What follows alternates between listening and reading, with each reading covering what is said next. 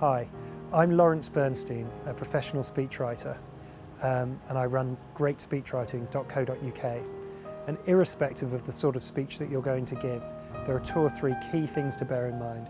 Firstly, there is nothing to beat preparation, and hopefully you're not watching this 24 hours before you're due to give your speech, but the more time you leave yourself, the better. Second of all, don't worry about speaking for too long. Often a 5-minute speech is much more powerful and impactful than a 20-minute one, and brevity is often the key. And finally, although a lot of the videos that I've created are about writing a speech, please remember that you can't think about writing and delivering separately. They're one and the same thing. You're writing to make the speech easy to deliver, and if you think of it that way, then the thing should work.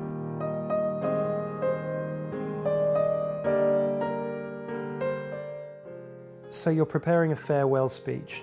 It could be for a friend or family member who's moving overseas. In all likelihood, it's a colleague who's probably moving on after a number of years' service. So let's assume for a moment it's the second of those. And you're wondering the best way to talk to a room full of colleagues, possibly even clients, about the guy or the girl who's about to leave the firm. And as with any speech that you would give, the key place to start is deciding how you would like the people listening to that speech to react when it's finished.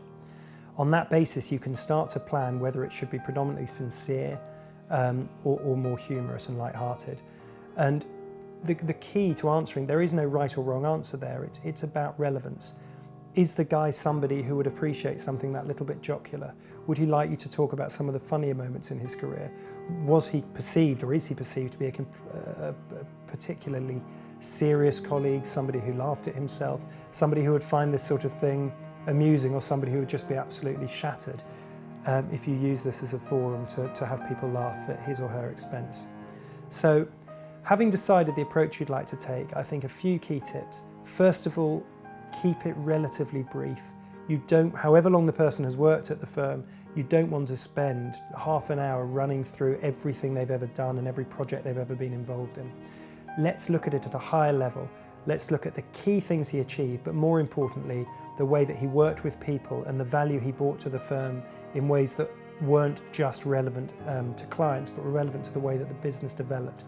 Relationships, at the end of the day, are much more relevant to this sort of speech, and something that people will empathise with much more than somebody's achievements that have probably already been rewarded in a number of reviews year after year on a more professional basis. It would also be nice, even if it's a work-based tribute, to try and pull the thing out of context and look at some of the things that interest the person who is retiring outside of work. Will they now be spending more time with a hobby? Are they going off to another firm? Are they going off to work for another sector? Will they be spending more time with their family? And I think if they are, that would be a lovely way, again, to keep the thing relatively light, to use that as the cement almost that holds the bricks of the various things you're saying about this person together from when they've been within the firm. Now, as with any speech, you will want to keep this not just brief, but also written in a very punchy style that's easy to deliver. You may even get fairly emotional while you're giving it if somebody is leaving after many years of working together. And so something that enables you to take deep breaths, enables your audience to listen to what you're saying. And the key to that is writing it well, because if you write in a way that is short and punchy, you'll be able to deliver in a way that is short and punchy. You'll appreciate that these are tips that are relatively high level, because a tribute speech can go in so many different directions. But if you'd like to give me a call or have a look at the website, greatspeechwriting.co.uk, I hope there'll be a lot more useful information for you there.